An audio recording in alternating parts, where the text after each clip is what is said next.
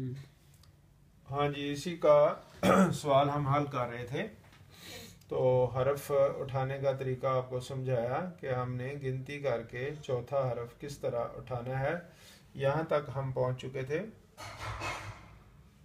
ये हमने उठा लिया। इसके बाद हमने चौथा हरफ लेना है। तो फिर हम गिनती करेंगे। नीचे खाना खाली है, यहाँ से ऊपर जाएंगे तो ये पहला हरफ, यहाँ एक लिख दिया, ये दूसरा हरफ इस खाने में, और ये हमारा तीसरा हरफ, और ये हमारा है चौथा हरफ। इस पर मैं दायरा लगाता हूँ और इसको मैं लिखता हूँ, ये आ गया। इसके बाद फिर हमने चौथा हरफ लेना है।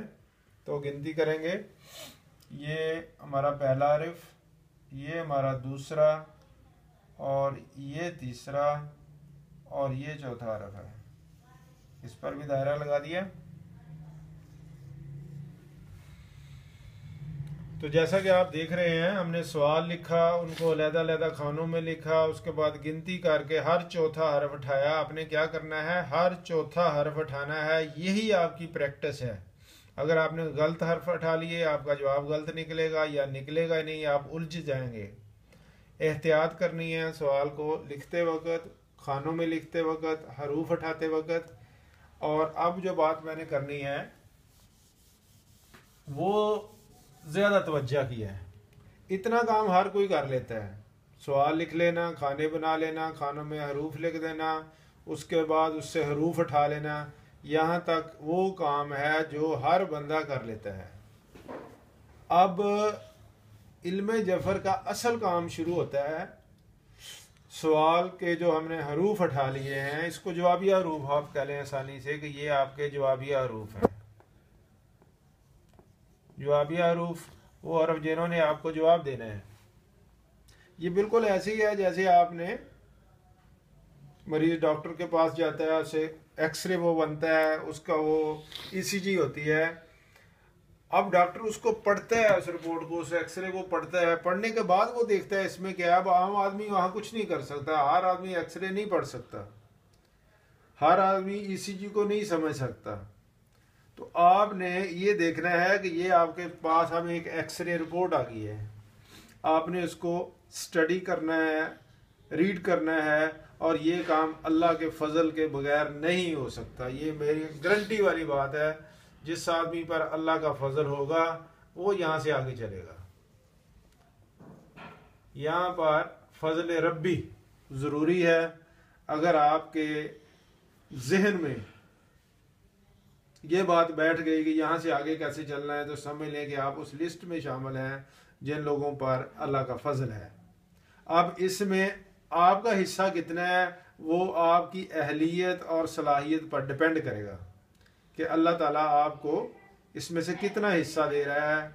ये बिल्कुल समझ लें कि ये अलहामी इल्म है। आपके जहन पर ये बिजली के करंट की तरह इसका जवाब आता है। कैसे आएगा? अगर आप नमाज रोज़ा करते हैं, नमाज पढ़ते हैं, तहज्जुद गुजार हैं, नवाफिल अदा करते हैं, इस्तग़फ़ार करते हैं, आपका जहन पाकीज़ा होता चला जाएगा और ये चीज़ें आप पर खुलती चली जाएंगी। तो आइए हम इसका देखते हैं जवाब क्या बना, जवाब क्या बनाते हैं। नादे अली हर कोई पढ़ता है, लेकिन जिसके बाद जब आपको उसका पहले पढ़ने से पहले ही पता चल जाएगा कि इसका फ़ायदा क्या है, तो आपका इस पर यकीन और पुख्ता हो जाएगा। तो आइए हम इसको देखते हैं।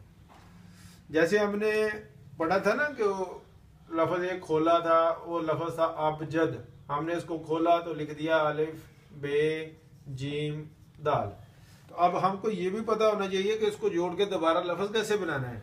जब इसको दोबारा बनाएंगे तो फिर अबजद बन जाएगा। इतनी सी बात है।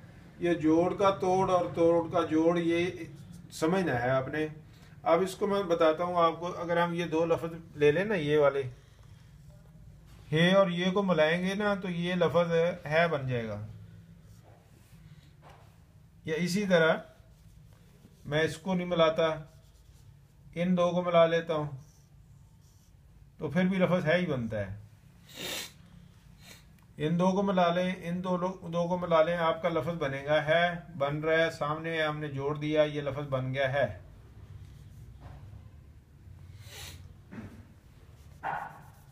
इन दो से क्या लफ्ज़ तैयार हो गया, है बन गया। अब हम इसका लफ्ज़ बना रहे हैं। अब ये चार लफ्ज़ हमारे पास, बाकी चार हरफ बच गए हैं, इनसे कौन सा लफ्ज़ बनेगा? आइए ज़रा गौर करते हैं। ये लफ्ज़ काफ है, ये लफ्ज़ लाम है, ये हरफ लाम है, ये हम काफ को लिखते हैं, फिर लाम को लिखते हैं, ये हरफ जो है ये हम ये को लिखते हैं, ये दाल है हम दाल को लिखते हैं। ये मैंने थोड़ा सीधा कर दिया है इनको। अब सीधा क्या कैसे हुआ, और अब क्या लफ्ज़ बन गया, ये लफ्ज़ बन गया कलीद।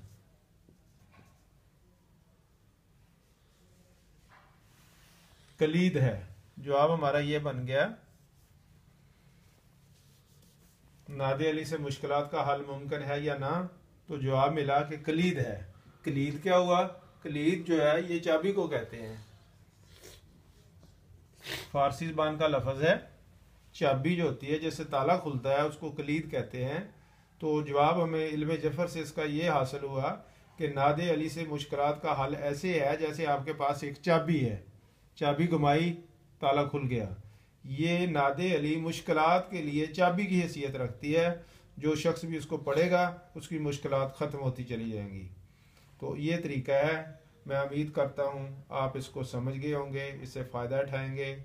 नादे अली पढ़िए, अपनी मुश्किलात को दूर करिए, और इस सबक के बारे में आपके ज़हन में अगर कोई सवाल आता है तो अपने कमेंट्स में ज़रूर याद रखिएगा, मैं वहाँ इसके जवाब देने की कोशिश करूँगा। वमा अलैना इल्लल बलाग। खुदा हाफिज़।